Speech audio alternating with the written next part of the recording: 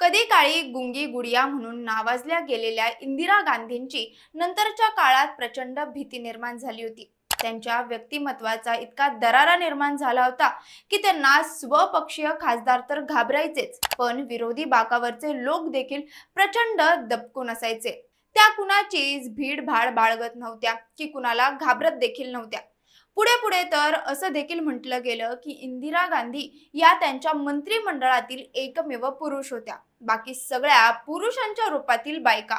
कारण इंदिराजींसमोर तोंड उघडण्याची हिंमत कुणातच नव्हती। पण त्याच काळात असा एक नेता होता जो कुणालाच घाबरत नव्हता। त्याच्याकडे भीती नावाच्या प्रकाराचा लवलेश देखील नव्हता। कधी कधी तर तो थेट इंदिरा गांधींची देखील फिरकी घ्यायचा। त्यामुळे तो खासदार कोण होता, काय होती त्याची स्टोरी, हेच आपण आजच्या व्हिडिओच्या माध्यमातून जाणून घेणार आहोत। नमस्कार, मी शिवानी, पॉलिटिकल महाराष्ट्रामध्ये तुम्हा सगळ्यांचं स्वागत। 14 नोव्हेंबर 1926 ला मुंबईतल्या उद्योजकांच्या वर्तुळात प्रचंड प्रतिष्ठित समजल्या जाणाऱ्या सर होमी मोदी यांच्या कुटुंबात जन्मलेले पिलू मोदी म्हणजे अवलिया व्यक्तिमत्व। पिलूंना घरातच राजकारणाचा वसा आणि वारसा मिळाला होता। कारण होमी मोदी हे प्रतिष्ठित व्यावसायिक तर होतेच, पण विचाराने प्रगाढ गांधीवादी। 1935च्या पहिल्या संसदेत खासदार म्हणून देखील निवडून गेले होते। तसेच भारताच्या संविधान सभेचे सदस्य देखील आणि पुढे 1950 साली उत्तर प्रदेशचे पहिले राज्यपाल देखील। म्हणून आपसुकच अनेक राजकीय नेत्यांशी त्यांचे सलोख्याचे संबंध होते। तसेच अनेक मातब्बर राजकारण्यांशी त्यांची चांगलीच गट्टी देखील होती। अनेकांचा घरी राबता होता। त्यामुळे पिलू यांच्या न कळत्या वयात राजकारणाचे अनेक किस्से कहाण्या त्यांना सहज ऐकायला मिळत होत्या। पिलूंचं शिक्षण मुंबईतल्या प्रतिष्ठित कॅथेड्रल बॉईज स्कूलमध्ये झालं। या काळात त्यांचे खास मित्र होते तत्कालीन जुनागड संस्थानाचे नवाब शहानवाज भुट्टो यांचे सुपुत्र जुल्फिकार अली भुट्टो। पुढे हे जुल्फिकार पाकिस्तानचे प्रधानमंत्री देखील झाले आणि प्रचंड नावारूपास आले। या दोघांची मैत्री एवढी घट्ट होती की ते दोघं एकमेकांसाठी काहीही करू शकत होते।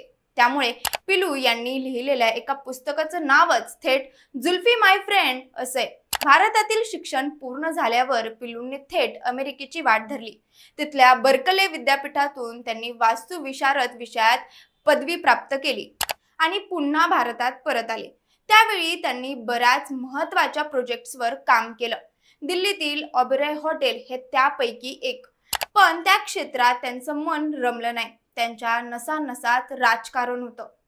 पण कोणत्याच पक्षाची विचारधारा पिलू यांना पसंत नव्हती।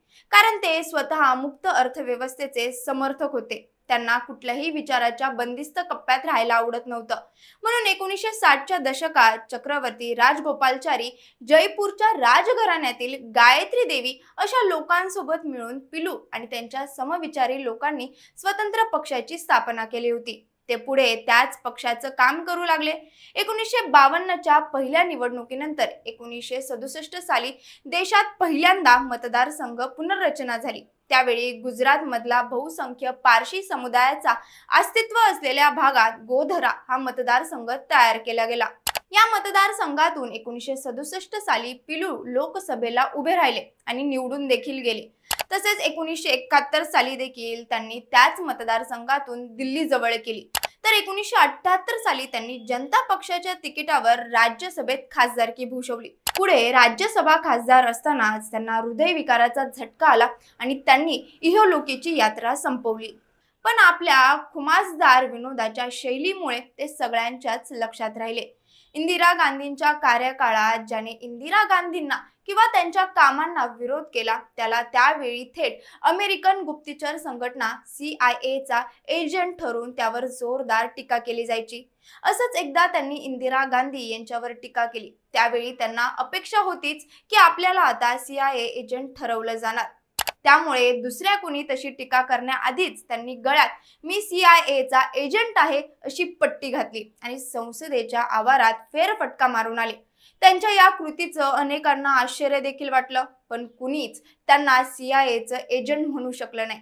तसंच एकदा ते लोकसभेत बसले होते। त्यांनी इंदिरा गांधींना एक चिठ्ठी पाठवली। त्या चिठ्ठीचा मायना होता डिअर PM आणि अखेर सही होती युअर्स PM। ही चिठ्ठी वाचून इंदिराजींच्या चेहऱ्यावर हसू उमटलं होतं। व अतिशय तंग वातावरणात चाललेलं लोकसभेचं कामकाज अगदी हसत खेळत पार पडलं होतं. असे अवलिया नेते होते ज्यांच्या अंगी भीती नावाच्या घटकाचा लवलेश देखील नव्हता. त्यामुळेच त्यांनी थेट प्रधानमंत्र्यांना युवर्स पीएम म्हणत फिरकी घेण्याचं धारिष्ट्य दाखवलं. 2002 नंतर गोधरा हे शहर दंग्यांमुळे प्रसिद्धी झोतात आलं होतं. पण त्याआधी हे शहर पिलू मोदींच्या नावाने ओळखलं जायचं. हे त्यांच्या व्यक्तिमत्वाचं वेगळेपण होतं. कारण इतिहास तुम्हाला तुमच्या कार्यकुशलतेवर जोखतो आणि पिलू हे कार्यकुशलतेबरोबरच प्रचंड हजरजबाबी नेता सुद्धा होते. सध्या आपण इथेच थांबतोय. ही स्टोरी तुम्हाला कशी वाटली हे आम्हाला कमेंट करून नक्की सांगा आणि पाहत राहा पॉलिटिकल महाराष्ट्र. धन्यवाद.